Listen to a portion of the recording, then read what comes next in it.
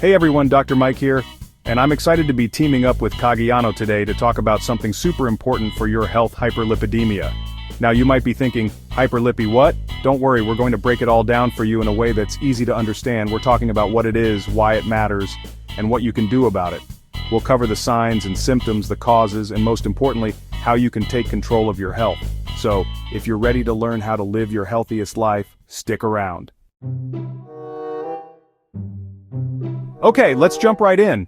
So, what exactly is hyperlipidemia? In simplest terms, it means having high levels of lipids in your blood. Now, lipids are fats, and while some fat is essential for our bodies to function properly, too much fat, especially the wrong kind, can become a problem.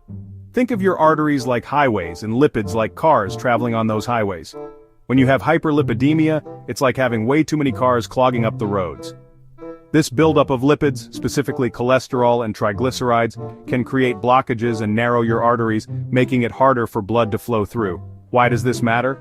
Well, your blood carries oxygen and vital nutrients to every single cell in your body. When blood flow is restricted, those cells don't get what they need to function properly.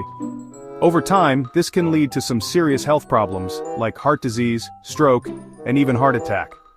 And remember, this buildup of plaque in your arteries happens gradually, often without any noticeable symptoms for years. That's why understanding hyperlipidemia and taking steps to prevent and manage it is so crucial. Now here's the tricky part about hyperlipidemia. It's often called a silent killer. Why? Because in its early stages it usually doesn't cause any noticeable symptoms. You might feel completely fine and have no idea that those lipid levels are creeping up in your blood, but that doesn't mean there are no warning signs at all. Some people with very high lipid levels might experience symptoms like yellowish bumps on the skin called xanthomas, or a grayish-white ring around the cornea of the eye known as corneal arcus. However, these symptoms are more common in those with familial hyperlipidemia, a genetic form of the condition. It's important to remember that even if you don't have any symptoms, it doesn't mean you're in the clear. That's why regular checkups with your doctor, including blood tests to check your cholesterol and triglyceride levels, are so important. Early detection is key when it comes to managing hyperlipidemia and preventing those serious complications down the road. Alright, so we know what hyperlipidemia is and why it's a big deal, but what actually causes it? Well, it's not always a simple answer, as several factors can contribute to high lipid levels. Sometimes it's in your genes. That's right, you can inherit genes from your parents that make you more likely to develop hyperlipidemia, even at a young age. This is known as familial hyperlipidemia, and it's a less common but more serious form of the condition. But genetics isn't the whole story. Your lifestyle plays a major role too. What you eat, how much you exercise, whether you smoke, all of these choices can impact your lipid levels. Think of it like this: your genes might load the gun, but your lifestyle pulls the trigger. We'll dive deeper into the specific lifestyle factors that can contribute to hyperlipidemia in a bit, but for now, just know that you have a lot of power to influence your health through the choices you make every day. Chapter 4. Family History: Knowing Your Roots. Let's talk about family history for a moment. You've probably heard the saying, "It runs in the family." Well, when it comes to hyperlipidemia, there's definitely some truth to that. If you have a parent, sibling, or child with high cholesterol, especially if they were diagnosed at a young age, your own risk of developing hyperlipidemia goes up. This is because you share similar genes with your family members. It's like inheriting your grandpa's blue eyes or your mom's curly hair, except in this case, it's a predisposition to high cholesterol. But remember, just because it runs in the family doesn't mean you're destined to develop it. Knowing your family history is about empowering you to be proactive about your health. If you know you have a family history of hyperlipidemia, talk to your doctor. They can help you assess your individual risk and recommend steps you can take to lower that risk, like getting your cholesterol checked regularly and adopting a heart-healthy lifestyle. Chapter 5. Age and Sex. The Shifting Landscape. Here's another piece of the puzzle. Age and sex also play a role in hyperlipidemia risk. As we age, our bodies tend to produce more cholesterol naturally. That's why it's so important to get regular cholesterol checks as we get older, even if we feel perfectly healthy. And when it comes to sex, men generally have higher cholesterol levels than women before menopause. This is because estrogen, a hormone found in women, actually offers some protection against high cholesterol. However, after menopause, estrogen levels drop, and women's risk of developing hyperlipidemia can increase, sometimes even surpassing men's risk. So ladies, don't think you're off the hook just yet. It's crucial to stay on top of your heart health throughout every stage of life. Title: Medical Conditions, the Domino Effect. Now sometimes hyperlipidemia can be linked to other underlying medical conditions. It's like a domino effect. One health issue can trigger or worsen another. For example, conditions like diabetes, hypothyroidism, kidney disease, and liver disease can all increase your risk of developing hyperlipidemia. Why? Well, these conditions can affect how your body processes and regulates lipids, leading to higher cholesterol and triglyceride levels. That's why it's so important to manage any existing health conditions you have properly. By keeping those conditions under control, you're also helping to protect your heart health and reduce your risk of developing complications like hyperlipidemia. It's all connected. You might be surprised to learn that certain medications can actually contribute to hyperlipidemia. It's true. While these medications are often necessary to treat other conditions, it's important to be aware of their potential side effects on your cholesterol levels. For example, some medications used to treat high blood pressure, like beta blockers and diuretics, can sometimes raise triglyceride levels. Certain birth control pills and hormone replacement therapies can also potentially increase cholesterol levels. And let's not forget about steroids. Both anabolic steroids used to build muscle mass and corticosteroids used to reduce inflammation.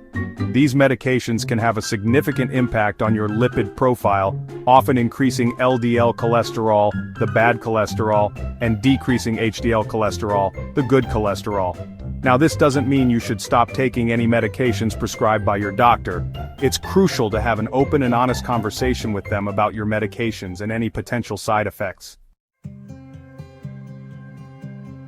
Chapter 8. Health Behaviors. Taking charge of your health.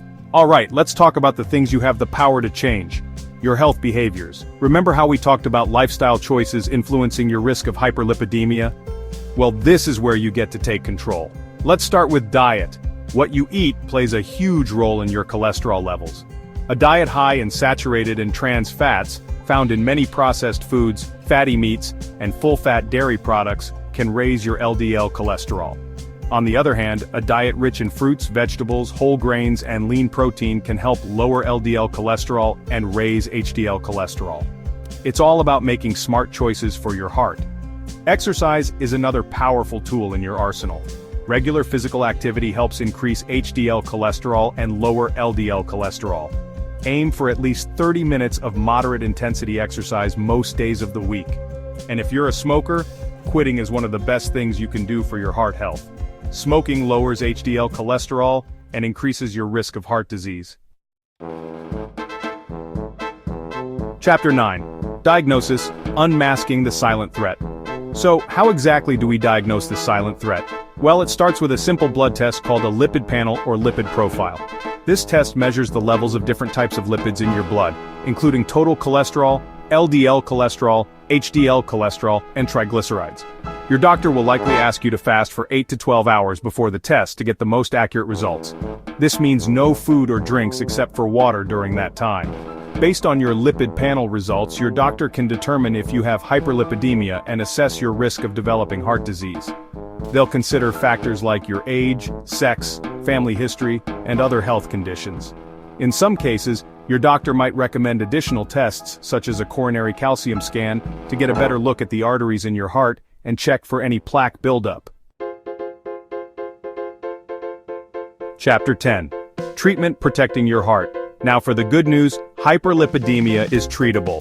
The goal of treatment is to lower your lipid levels and reduce your risk of developing heart disease and other complications. Treatment often starts with lifestyle modifications. Remember those healthy habits we talked about earlier?